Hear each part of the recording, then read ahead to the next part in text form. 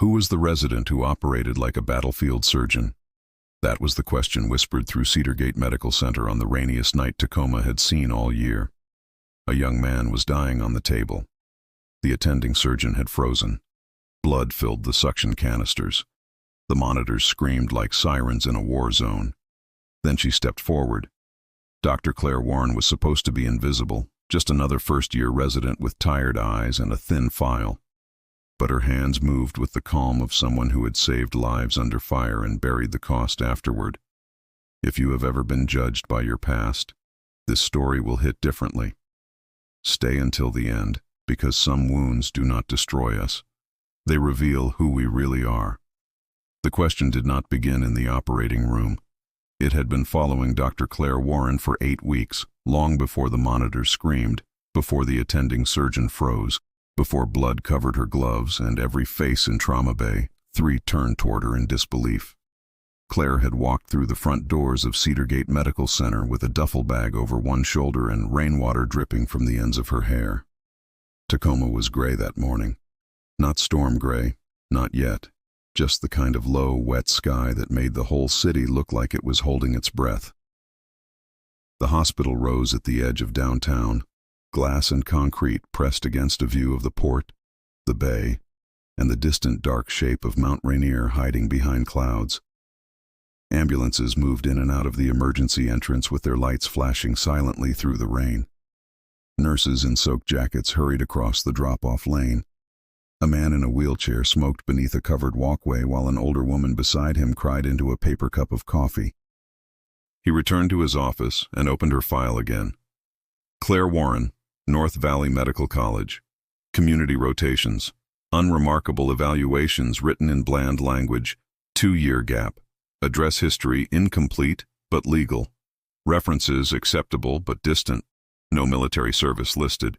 A life with all the edges sanded down. Too smooth. Downstairs, Claire walked through the surgical ward with her hands in her coat pockets. Her heart had not slowed. She had known this might happen. Someone always noticed eventually. Some people saw scars even when the skin was intact. She entered an empty supply room and closed the door behind her. For a few seconds, she let the mask slip. Her breath shook. Her hands trembled. Not from fear of Cross exactly, but from the old instinct to run before a locked door became a cell.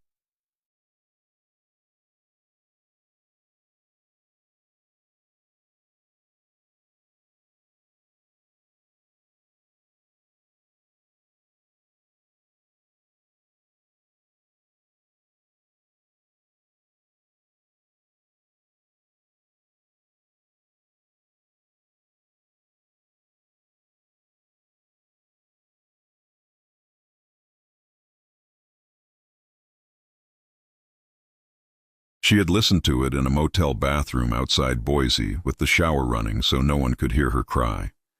Now her thumb hovered over his name. The supply room smelled of alcohol wipes and cardboard. Outside, wheels moved down the hall. Someone laughed near the nurse's station. A patient coughed behind a curtain. Claire imagined Jack answering. She imagined saying she was in Tacoma. She imagined the pause before he asked the question he had every right to ask. "When are you coming home?" Claire locked the phone and put it away. "Not yet," she whispered. The words sounded weaker than they used to. By the end of the 8th week, Claire had built a life small enough to carry. Hospital, call room, cafeteria, coffee, night shifts, silence. She moved through Cedar Gate like a shadow with credentials. Then the crane collapse came in.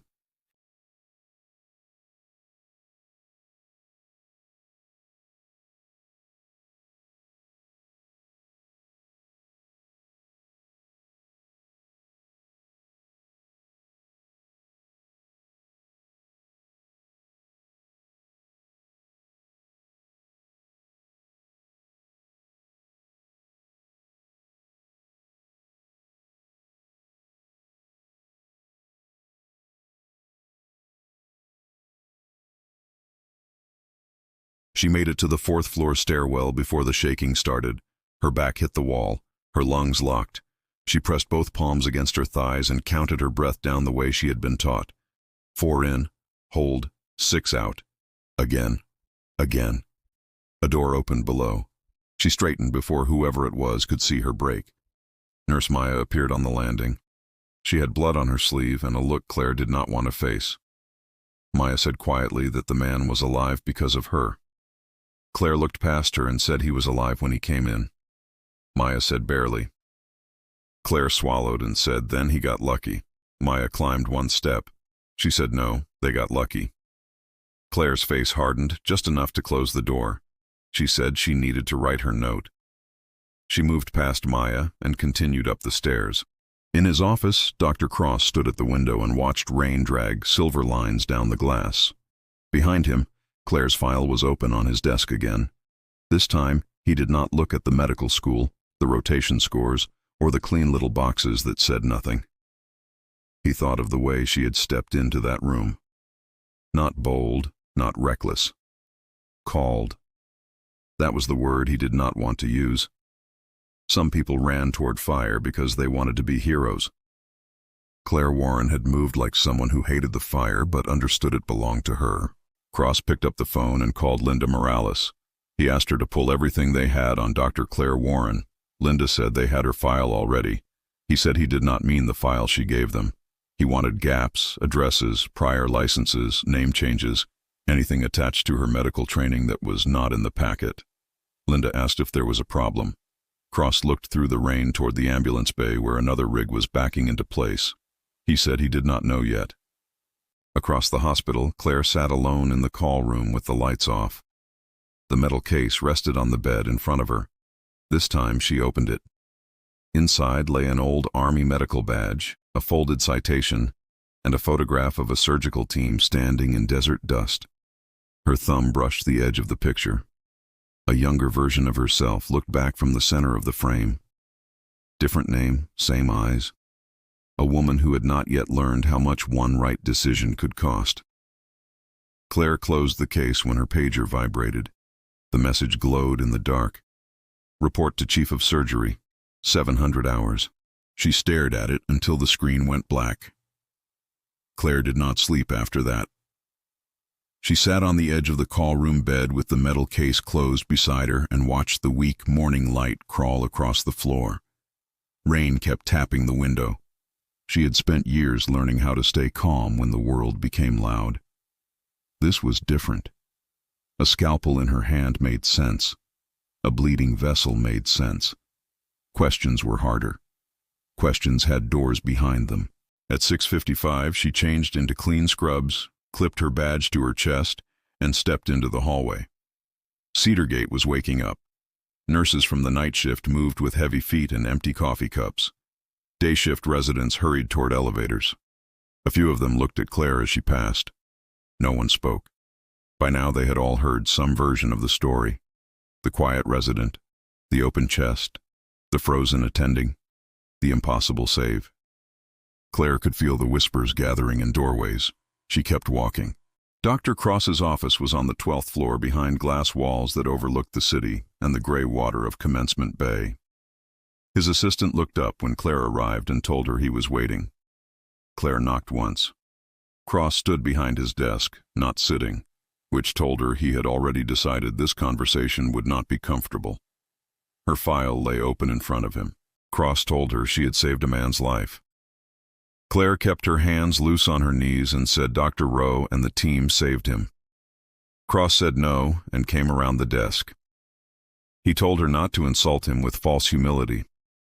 She had taken control of a failing thoracic trauma, identified the bleeding source, controlled 2 vascular injuries, restored circulation, and stabilized the patient before most senior residents would have found the clamp. Claire said nothing. Cross said she had done it in under a minute. She said she responded to what was in front of her. He said that was exactly what concerned him. He picked up her file. Her record said she had completed ordinary surgical rotations at ordinary hospitals. No trauma fellowship, no military service, no international aid work, no advanced vascular training, no documented exposure to mass casualty care. He dropped the folder back onto the desk. And yet she had moved like someone who had opened chests in places without backup. Claire's pulse beat once hard at the base of her throat.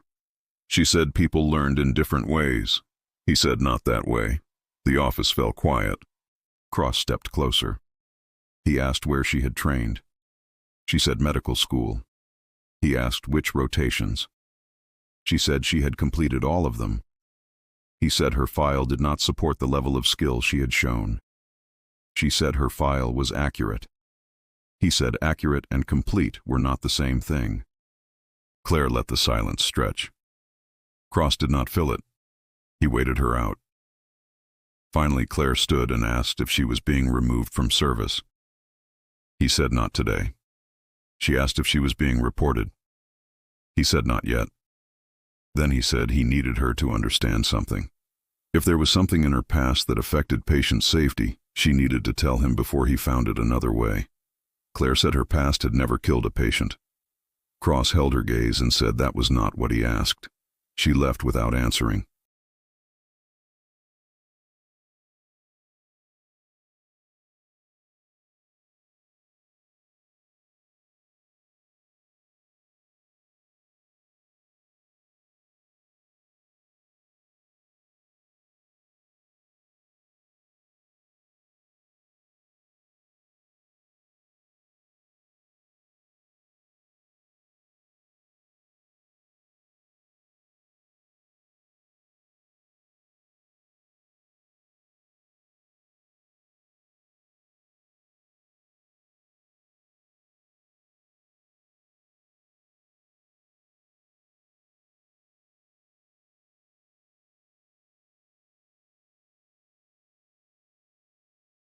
By afternoon, the rumors had grown teeth.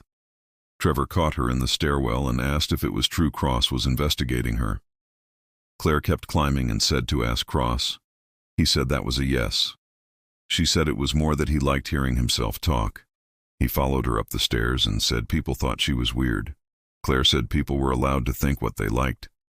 He shook his head and said it was like she was not even trying to be one of them. Claire said she was trying to be useful. He said good luck with that. She left him there. Useful was enough. Useful had always been enough when the tent was full and the wounded kept coming. Nobody asked if the surgeon was friendly when hands were holding pressure over an open artery. Nobody cared if you made small talk when a 19-year-old was choking on his own blood. You were either useful or you were in the way. That evening, Cedar Gate received the call that turned the hospital into a stage. The first alert came through administration. A confidential VIP admission. Male, 62, severe abdominal pain, fever, hypotension, possible surgical abdomen.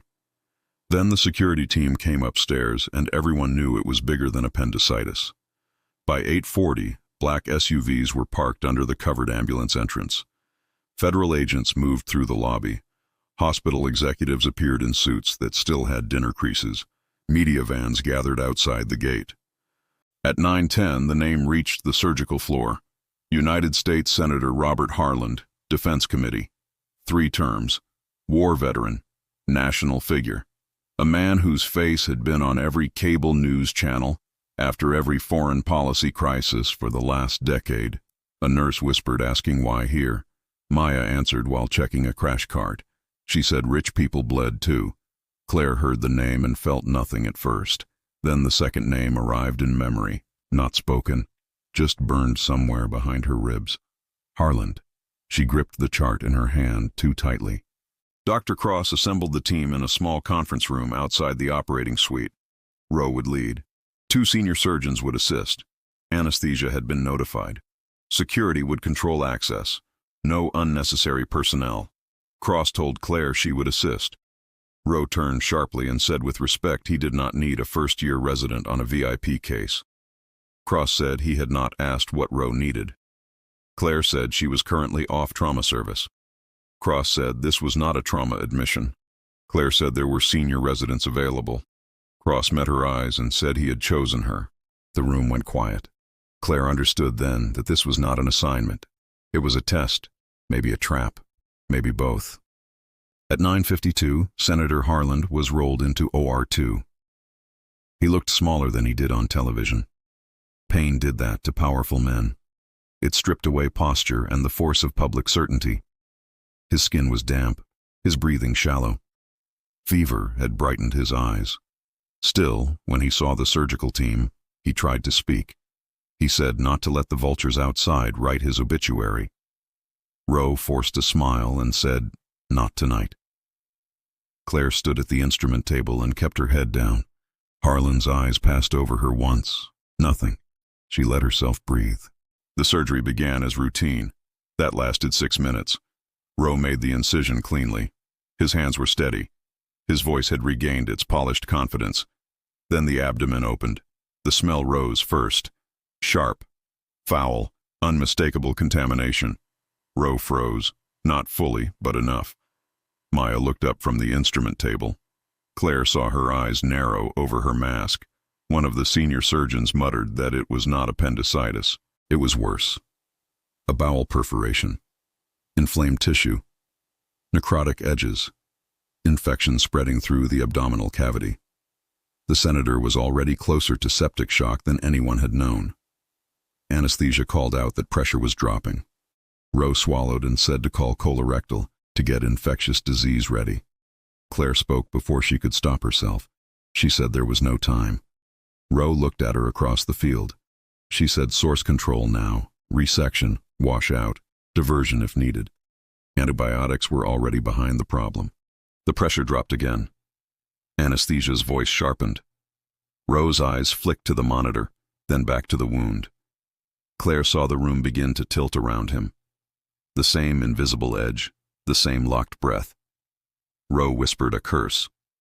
Claire leaned closer, voice low enough that only he could hear. She told him to breathe. His eyes snapped to hers. She said if he was not going to manage the field, she would. For a second she thought he might throw her out. Instead, he stepped half an inch back. Not enough for anyone else to read as surrender. Enough for Claire. She moved in. No drama, no announcement. Her hands simply entered the work. She packed the contaminated field, isolated the damaged segment, directed suction, asked for warm irrigation, changed gloves, and found viable margins with the confidence of someone who had done this under worse lights with fewer tools and no specialist coming. Rowe watched, anger and awe fighting across his face. The senior surgeons did not interfere.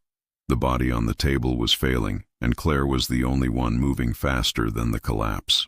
Maya passed each instrument before Claire named it. Their eyes met once. Maya knew not the whole story, not the name or the place, but she knew this was not new to Claire. The senator's pressure wavered, then held. Claire resected the damaged bowel, controlled contamination, and created a temporary diversion. Her voice stayed calm, each order short and exact. Then Harlan moved. It was slight at first, a shift beneath the drape. His eyelids fluttered in the strange twilight of anesthesia and fever. Anesthesia adjusted medication. The senator's eyes opened halfway, clouded, unfocused. But they found Claire. His lips moved. No sound came. Claire kept suturing. Then he whispered a name, Donovan. The needle stopped. Harlan's eyes fixed harder on her. Anesthesia told him to try not to speak. But Harlan was no longer in Cedar Gate. Fever had pulled him backward. He said Donovan had pulled his boy out of Mosul. Rowe turned slowly toward Claire. He asked what Harlan had just called her. Claire did not answer. Her hand resumed moving, but something had changed. Mosul, heat under canvas, blood drying black on gloves, a young soldier screaming for his mother until the airway tube went in, command shouting evacuation orders, mortars walking closer, a helicopter lifting off without her. Harlan whispered again. He said Ben had told him she stayed. Claire tied the final suture, caught it, corrected it, and forced her voice to work. She called for pressure. Anesthesia confirmed stabilizing vitals. Urine output improving. When the temporary closure was secure and the senator's vitals had stabilized, Claire stepped back. She said he would survive the night. No one answered. She peeled off her gloves and moved toward the door. Rowe followed her into the scrub area. He asked who Donovan was. Claire turned on the water and scrubbed blood from beneath her nails. She said someone else. Rowe said the man had recognized her. She said he was febrile. He said Harlan had said Mosul. The water ran pink, then clear. Rose stepped closer and said he did not care how good she was. If she had lied her way into the hospital, every patient she had touched became a legal disaster. Claire shut off the water. She told him to report her then. He said he might. She said he should. That stopped him. The door opened behind them. Cross stood there. His face was unreadable. He told Rowe to check on Senator Harlan's transfer to ICU. Rose said they needed to talk about what had happened in the OR. Cross said they would now, and that was not a request. Rowe looked at Claire, then left. The scrub room door closed. Water dripped from Claire's hands onto the tile. Cross said the senator had called her Major Donovan. Claire reached for a paper towel and said patients said strange things under anesthesia. He said Harlan had said Mosul. She dried her hands carefully. Cross stepped closer and told her to look at him. She did. He said he had seen surgeons lie because they were arrogant, because they were afraid, because they thought the rules were beneath them. He did not think any of those explained her. He said he thought she was running from a name. The fluorescent lights hummed overhead. Claire felt the old maps unfold again. Exit routes, distance, timing, disappearance. But her legs did not move. Cross looked at her badge one last time and said the words that ended the life she had built in Tacoma. He said her name was not Claire Warren. Claire held his gaze. She did not deny it. A woman in a dark suit stepped into the scrub room as if she had known exactly where to find them. She was in her early 40s with calm eyes, plain hair pulled tight, and the kind of posture that made hospital security guards step aside without being told why. She looked at Claire and said, "Major Donovan." Claire felt the room tilt. Cross turned sharply. The woman held up a federal credential. Mara Voss, Department of Defense Investigative Service. Claire said she was a long way from her office. Voss said so was she. Cross said they were not having this conversation in a scrub room. They moved through the back corridors without speaking. Cross led them to a small administrative conference room. No windows, one table, 4 chairs, a wall clock, a muted screen. Claire chose the chair nearest to the exit. Cross noticed. Voss placed a tablet on the table and turned it toward him. On the screen was a photograph. Claire in uniform, younger, leaner, sun-darkened, hair tucked beneath the patrol cap, a medical insignia on her chest, eyes that had not yet learned how to look empty. The name beneath the image read, Major Allison Donovan, M.D., United States Army Medical Corps. Cross stood very still. Claire did not look at the screen. Voss swiped to the next page. Deployed to Iraq and Syria, attached to forward surgical teams. Multiple commendations for combat trauma care, 2 Bronze Star recommendations, 1 officially awarded, 1 withdrawn. Later charged under military law for disobeying a direct evacuation order during an attack outside Mosul. Cross looked at Claire. She said she had been convicted. Voss kept her voice neutral. Administrative separation followed. Medical license suspended pending review. Record sealed after appeal complications. Cross asked what had happened in Mosul. Claire said nothing. Voss answered because Claire would not. A forward surgical element near an evacuation corridor. Intelligence suggested enemy forces were closing on the compound. Command ordered medical staff to evacuate. Major Donovan had a critically wounded soldier on the table. Claire closed her eyes. The room vanished. Heat came first. Mosul was always hot in her mind. Hot air trapped under canvas, hot metal trays, hot blood soaking through gauze faster than anyone could replace it. The generators were failing that day. Corporal Benjamin Harlan had come in on a stretcher carried by 2 medics barely older than he was, 19 years old, chest torn open by shrapnel, abdomen rigid, right leg mangled above the knee, blood pressure falling through the floor. His dog tags were sticky against his throat. He kept trying to speak around the oxygen mask. Claire had leaned close and told him to save his breath. His hand grabbed her sleeve. He gasped that his dad needed to know he had not run. Claire gripped his wrist and told him he could tell his dad himself. The first mortar landed outside the compound before they could prep him. Dust shook from the lights. A nurse ducked. Someone shouted that the evacuation birds were spinning up. Then Colonel Reeves entered the surgical tent with his helmet on and his sidearm at his hip. He told Donovan they were leaving. She had both hands inside Benjamin Harlan's chest and said no. He said that was not a request. She said the boy would die if she moved him. He said the boy would die if the base was overrun. The second blast landed closer. A tray hit the floor. Instruments scattered. Reeves stepped closer and said she had 6 minutes. Claire finally looked at him. The boy on the table had no color left in his face. She told Reeves to stop wasting them. Back in the conference room, Claire opened her eyes. Voss was still speaking. Major Donovan had remained behind with a skeleton medical team and continued operating for 1 hour and 47 minutes after the evacuation order. Corporal Harlan survived. The delay created operational complications. Claire looked at her and said to say it clean. Voss met her eyes and said they had charged her with endangering personnel. Claire said she had. She said she had made them stay. 2 nurses, 1 anesthetist, 1 medic. They all stayed because she would not leave that kid open on the table. Cross asked quietly if anyone had died because of it. Claire's face changed. She said no. The answer was immediate but not clean. It carried weight. No one in that tent died, but that did not matter. The order was clear. She had broken it. The Army needed the case closed. Senator Harlan's son living made it political. Her being right made it inconvenient. She said she had changed what she could change. Taken contract work, clinics, night coverage, anything that kept her near medicine without letting anyone look too closely. Cedargate had an opening. Her temporary paperwork cleared. Claire Warren was not a lie, not completely. Cross looked at the badge on her chest, but Allison Donovan was missing. Claire said she was buried.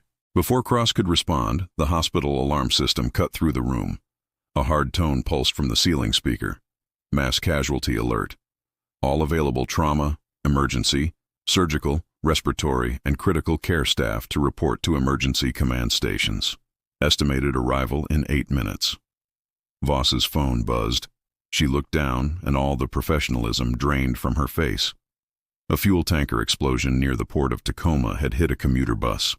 Fire department reported blast injuries, burns, inhalation trauma. At least 50 patients, possibly more. Cross was already on his feet. He looked at Claire.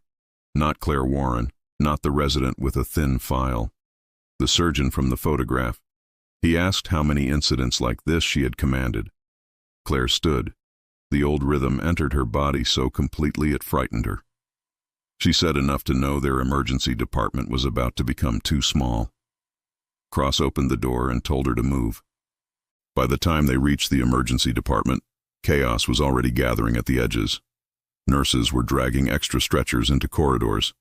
Security was clearing families out of waiting areas. The first sirens were still distant.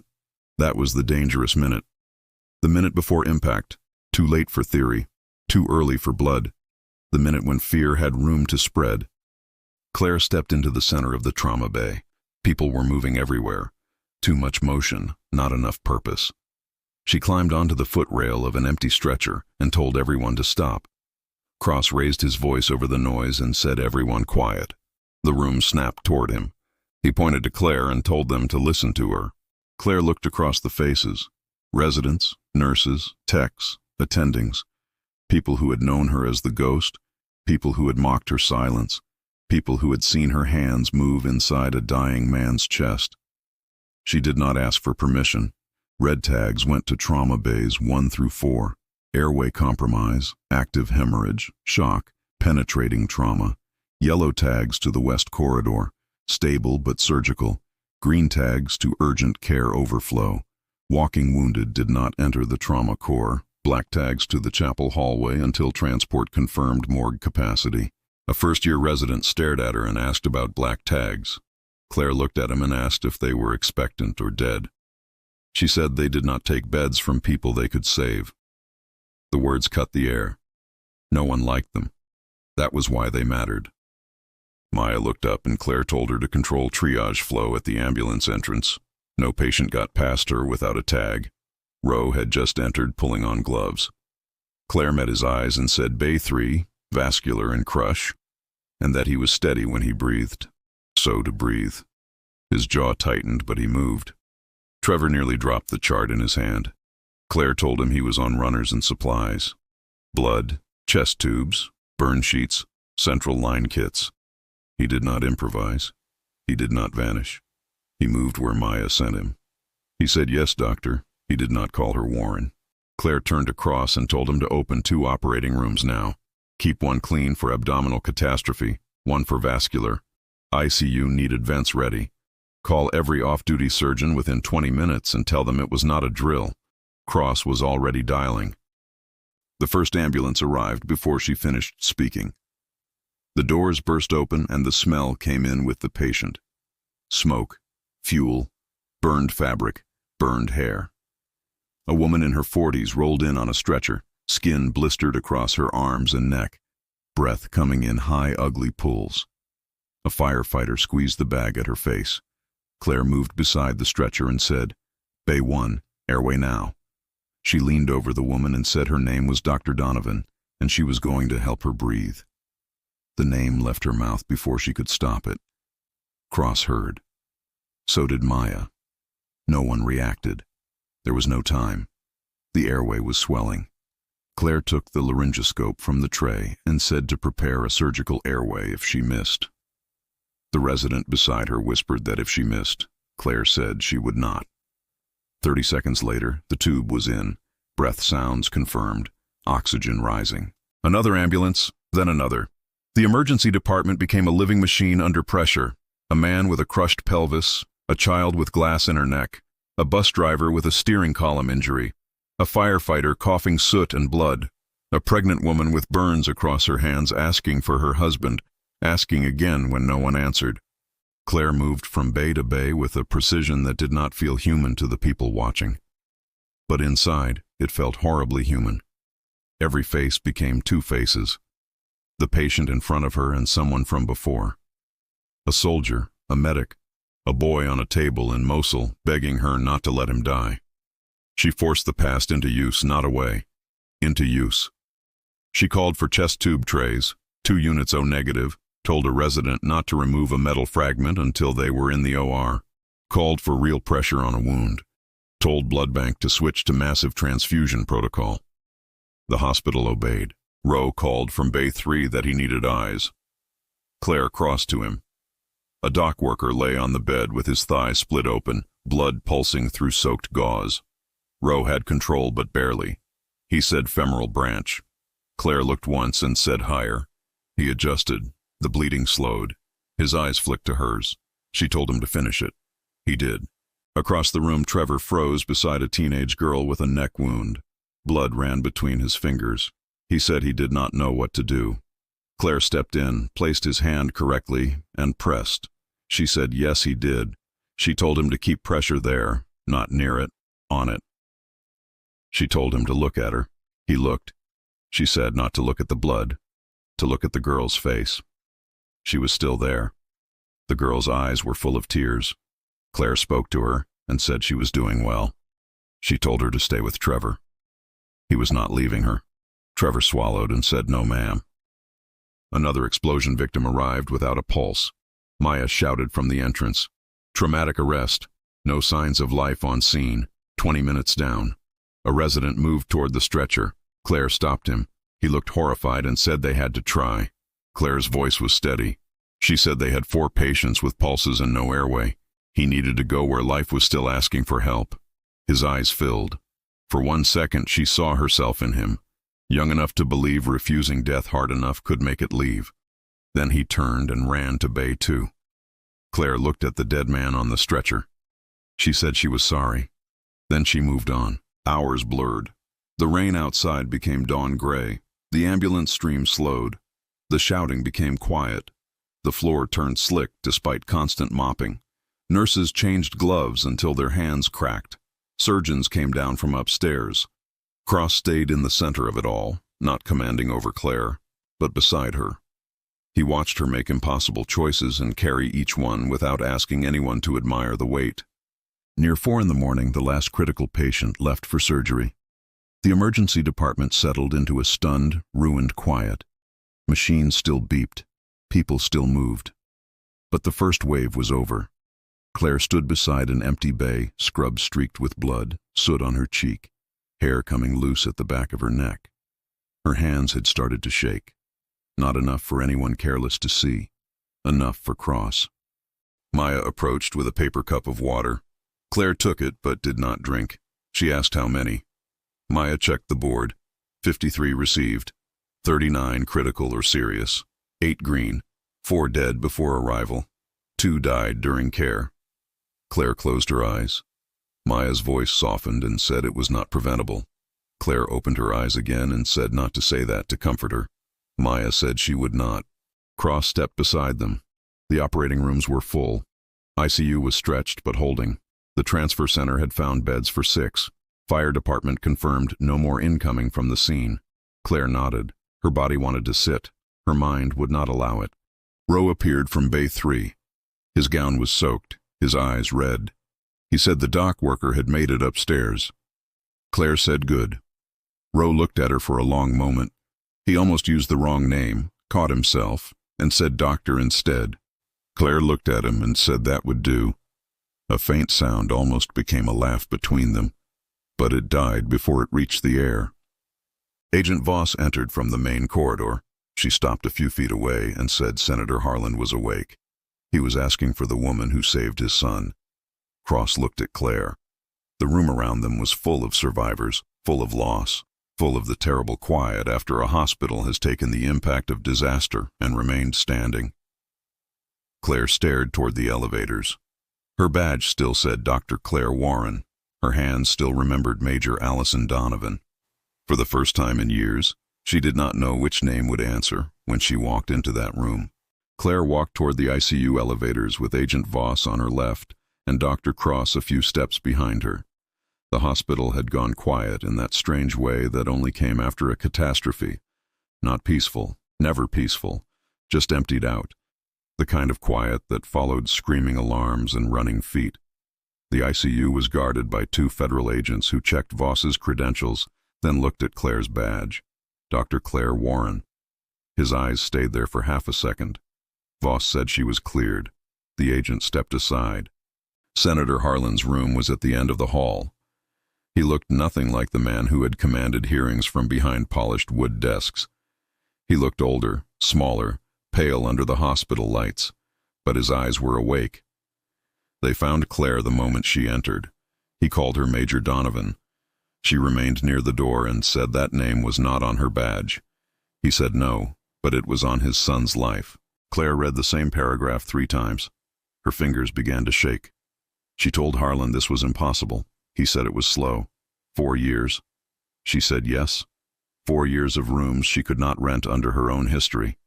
4 years of hospitals that would not touch her. 4 years of waking up with her phone in her hand because she was about to call her brother and then remembering she had nothing to say except that she was ashamed. Harlan's eyes filled with tears. A pressure built behind Claire's eyes. She would not cry in that room. Harlan took a slow breath. He said Benjamin was a teacher now. Middle school history. He had a daughter named Lucy. She was 3. She liked dinosaurs and pancakes, usually at the same time. He got to wake up in a messy house and complain about bills and read bedtime stories badly. That was the life Claire had given him. Cross followed her into the hallway. Claire made it 6 steps before her knees weakened. She caught herself against the wall. Cross stopped beside her but did not touch her. That restraint mattered. He told her to breathe. She did it. In through the nose. Hold. Out through the mouth. Again. The old training still worked, even when the old life did not. Cross waited until her breathing steadied. He said he needed to ask her something. She said if it was whether she had lied to the hospital, the answer was yes. He said that was not his question. He said that would be for later with legal counsel and credentialing and people who would use words like exposure and liability. His question was whether she wanted to practice medicine as Allison Donovan again. Claire looked down the ICU hallway. A respiratory therapist passed, pushing a ventilator. A nurse adjusted an IV pump. Somewhere behind glass, a man opened his eyes to another day he nearly had not received. She said she did not know how. Cross said that was honest. She said it was not enough. He said it was a start. She gave him a sharp look. He said he knew he barely knew her. She said knowing how she behaved when people were dying was not the same as knowing her. He said it was the part that mattered most in his department. She shifted the folder in her arms. He said she should know he was angry. At her for the risk she had brought in without telling him. At the people who had made her believe hiding was her only option. At himself, because he had seen the signs and still had not understood fast enough. The chapel was on the second floor, tucked behind a corridor most visitors missed. It was small with wooden chairs, an unlit candle stand, and a stained glass window that turned the gray morning into fractured blue. Claire sat in the back row. For a long time, she held the phone without unlocking it. Jack Donovan's name was still there. 3 years of silence lived beneath 4 letters. She pressed call before courage could leave. He answered on the first ring. He said, "Allie." The sound of her old name almost ended her. Claire bowed her head and said, "Yeah." He let out a breath. He asked if it was really her. She said it was. He laughed once, but it came out like pain. He asked where she was and whether she was safe. She looked around the chapel and said she thought so. He said she thought so. A long silence. Then he said she was working. Then he said to come home. Claire said she did not know if she could. He said then to come to the driveway. They would work from there. Tears finally spilled, silent and hot. She said she had done things she could not explain over the phone. He said he figured. She said she had lost her name. He said no, she had stopped using it. That was different. She stared at the stained glass until the colors blurred. She said she was tired. He said he knew. She said she was so tired. He said then to stop running for one day. Just one. They could talk about the next one later. Claire nodded, though he could not see her. She told him to tell their mother she would call. He said no, she would tell her. She had waited long enough.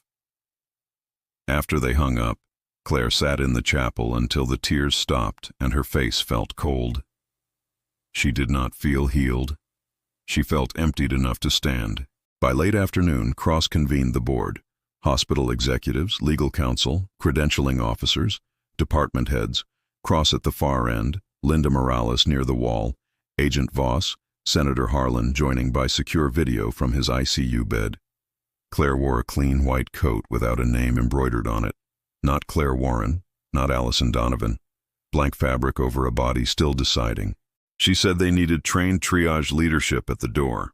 Cross-trained surgical, emergency, ICU, respiratory, and nursing teams. Drills that did not end when people got uncomfortable. Blood bank integration, family communication protocols, mental health decompression, and after-action reviews that found failure without hunting for someone to humiliate. If they wanted a hero, they would get one good night and a dozen bad ones after she burned out. If they wanted a system, they needed to build it. Senator Harlan's voice crackled from the screen. He said federal preparedness funds were available for civilian trauma centers that integrated disaster medicine and military medical lessons. His office had already begun the application process. Cedargate qualified as a pilot site. The chief financial officer sat back. Money always changed the room. The vote was not unanimous, but it passed. By evening, Claire stood alone in an empty office on the surgical floor.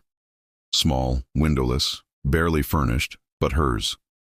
On the desk lay a temporary ID badge. Dr. Allison Donovan, trauma surgery. She picked it up. The name looked impossible. Then her pager sounded. Trauma alert. Multiple vehicle collision. ETA 7 minutes. Claire clipped the badge to her coat. For the first time in years, the name on her chest did not feel like a disguise. It felt like weight. It felt like duty. It felt like coming back. 3 months later, Cedargate held its first full trauma readiness review in the largest conference room on the ground floor. The room was packed. Surgeons leaned against the walls. Emergency nurses sat on tables. Residents crowded near the back. Paramedics from Tacoma Fire stood in uniform with coffee cups in hand. Respiratory therapists, ICU charge nurses, blood bank staff, administrators, and security supervisors filled every spare inch. No one looked untouched by the work. That was good. Untouched people did not belong in trauma. Cross stood at the front with a screen behind him showing outcome data from the past quarter. Response times had dropped by 41%. Time to blood product delivery was down by half. Trauma bay crowding during high-volume events had improved. They had completed 3 real-world multi-patient activations without a preventable systems failure. A murmur moved through the room. Not celebration exactly, recognition. Cross turned toward Allison, who stood near the side wall. He said this had happened because a program became practice. Practice became habit, and habit became culture. Maya whispered from beside Allison that he meant her. Allison whispered back that he meant them. Cross asked Allison to say a few words. She hated that sentence. Every eye turned. For a moment, the old instinct rose again. Retreat, deflect, disappear. Then she saw Trevor near the back, standing straighter than he had months ago. Row beside the residents, arms crossed, face calm. Maya watching with that nurse's patience that could see through bone. Cross waiting without rescuing her from attention. Allison walked to the front. She did not bring notes. She looked at the room. When she first came to Cedar Gate, she had thought skill was something you carried alone. The room quieted. She said she had been wrong. Ro's eyes shifted slightly, but he did not look away. She said she had spent years believing the worst night of her life had taken her place in medicine. Then she came to Cedar Gate and learned that a place was not given back all at once. It was earned in small ways. In drills people took seriously. In nurses who corrected doctors before mistakes became harm. In residents who admitted they were scared and worked anyway. In surgeons who learned that command was not the same as control. Trevor looked down, emotional and embarrassed. Allison continued. They worked in rooms where people met the edge of their lives. Some came back, some did not. They did not get to choose that every time. What they chose was whether they were ready, whether they were honest, and whether they stood together when the room became louder than fear. Cedar Gate was not stronger because one person had known what to do. It was stronger because all of them had decided that knowing what to do should not belong to one person. She stepped away from the front before applause could make her uncomfortable. It came anyway. Not thunderous. Better than that. Steady. That evening, Allison drove south toward Portland. The sky had cleared for once, leaving the highway washed clean beneath a pale, late afternoon sun. The metal case sat on the passenger seat beside her, no longer wrapped in the old army shirt. The photograph rested on top. At her mother's house, the porch light was already on. Jack opened the door before she knocked. For a second, they simply looked at each other. He was older. So was she. Grief had put lines near his mouth. Relief put new ones near his eyes. He said her name and pulled her into his arms. She held on. Not like a soldier, not like a surgeon. Like a sister who had been gone too long and had finally run out of distance. Her mother was in the kitchen, crying over a pot of soup she did not need to stir. She said Allison was too thin, which meant she had thought she had lost her. Allison said she knew, which meant she was sorry. They ate at the old table. Jack talked too much because someone had to. Her mother kept touching Allison's arm as if to make sure she stayed. No one asked for the whole story that night. That was a mercy Allison had not expected. After dinner, she carried the metal case to the living room and opened it. The badge, the citation, the photo. Her mother sat beside her and asked if she was keeping those out now. Allison looked at the faces in the photograph. Some alive, some gone. All real. She said yes. Her mother wiped her eyes and said good. Allison touched the edge of the old Army medical badge. She said she thought she was done burying people who were still alive. Her mother placed a hand over hers and said, including herself. Allison looked at her. This time she did not look away. She said, including herself. The next morning, a message waited on Allison's phone. It was from an unknown number. It said she was Dr. Donovan. It was from Benjamin Harland. His father had given him her number. He said he had tried to write that message 100 times and failed everyone. His daughter wanted to meet the doctor who saved her dad. He would like that too, if she was ready. Allison sat on the edge of her childhood bed and read it twice. Outside the window, Portland rain moved through the trees. She typed slowly that she would like that. She told him to tell his daughter she knew a lot about dinosaurs and pancakes. She almost deleted the second sentence, then she sent it. At Cedar Gate the following week, life continued the way hospital life always did. No grand ending, no clean curtain, no world stopping to acknowledge that a person had returned to herself. A gallbladder came out. A stroke alert arrived. A homeless veteran refused treatment until Maya brought him coffee. Trevor placed a chest tube without freezing. Roe led a trauma bay and remembered to breathe before Allison had to remind him. Near midnight, Allison stood in the ambulance entrance watching rain fall under the bay lights. Cross stepped beside her. He said she looked settled. She said that sounded dangerous. He said it could be. They watched an ambulance roll past without stopping. He asked if she ever missed it. She knew what he meant. The war, the clarity, the terrible simplicity of knowing everything was broken and still needing to move. She said no. Then after a moment, she said sometimes. Cross nodded and said that was honest. She said she missed who she was before she hated her. The words surprised her. Cross did not answer too quickly. He asked if she hated that person now. Allison looked through the rain toward the city. She said no. The answer was quiet, but it was true. Her pager sounded. Trauma activation. 3 minutes out. Maya's voice rose from inside the doors. She called for Dr. Donovan and said they had incoming. Allison turned. The emergency department lights opened before her. Nurses moved. Residents gathered. Roe looked up from the trauma board. Trevor pulled gloves from a box and passed a pair to the intern beside him. No one was waiting for a ghost. They were waiting for their surgeon. Allison stepped inside. Maya walked beside her and said they had a 26-year-old male, fall from height, unstable vitals, possible internal bleeding. Allison pulled on gloves. Bay 1, blood ready, ultrasound at bedside. The ambulance doors opened. Cold rain air rushed in. The stretcher came through. The work began again.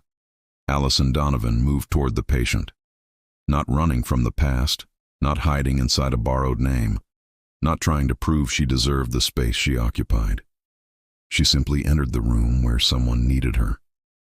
And this time, when the monitors screamed and the doors swung shut behind her, she knew exactly who she was. A surgeon. A soldier. A healer. Home.